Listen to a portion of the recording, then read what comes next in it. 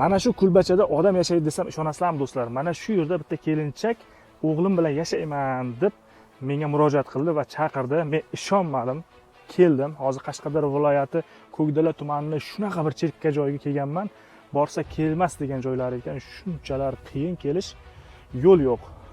Mana shu yerga keldim. Kelsam, mana shu opamiz, Nargiz opamiz 2-sinf 9 yoshli o'g'li bilan birgalikda yashar ekan. Ali Nurmi desmang?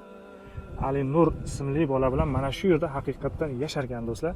Hozir uyni ichini ko'rsatib o'taman sizlarga. Mana shu uyda yashar ekan. Eng qiziq tomoni nimada bilasizlarmi do'stlar? Eng qiziq tomoni mana shu uyni opamiz o'zi qurgan ekan. O'zim qurdim dedingiz-a?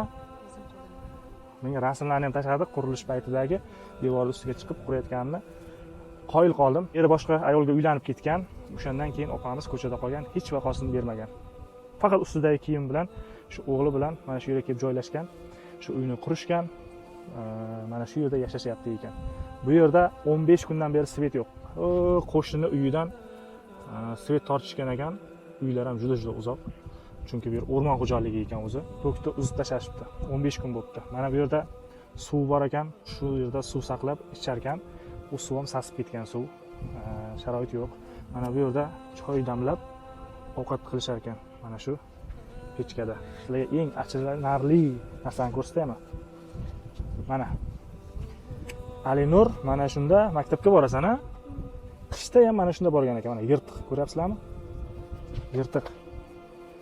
Mana shunda maktabga borar ekan Ali Nur. Mana ko'rinyaptimi? Yirtiq Xatinkada maktabga borar ekan. Shu darajada ahvol og'ir.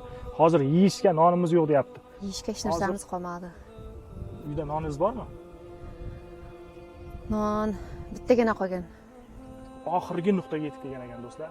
Bizga murojaat qilishdi, keldik va xudo xolasa mana shu opamizga yangi uy qurib bermoqchimiz. Bu yerlardan olib ketib, chunki bu yerda o'rmon xo'jaligi maktabga ketishda daraxtni tagidan shoxollar uya qurib olgan ekan. Kecha Ali Nurni quvib, shundaymi? Qaytayotgandim. Qarab turgan ekan quvib ketdi. Quvib ketdi. Ishasi qamadimi?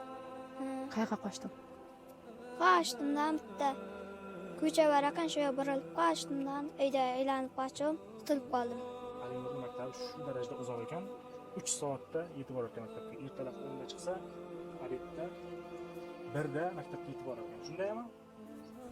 Yordam qilsalaringiz. Doim duoda bo'lardim. Iltimos yordam qilingizlar. Shu vaziyatlardan, qiyin vaziyatlardan chiqib ketaylik. Biz ham uyli joyli bo'lib qolsak, doim duoda bo'lamiz.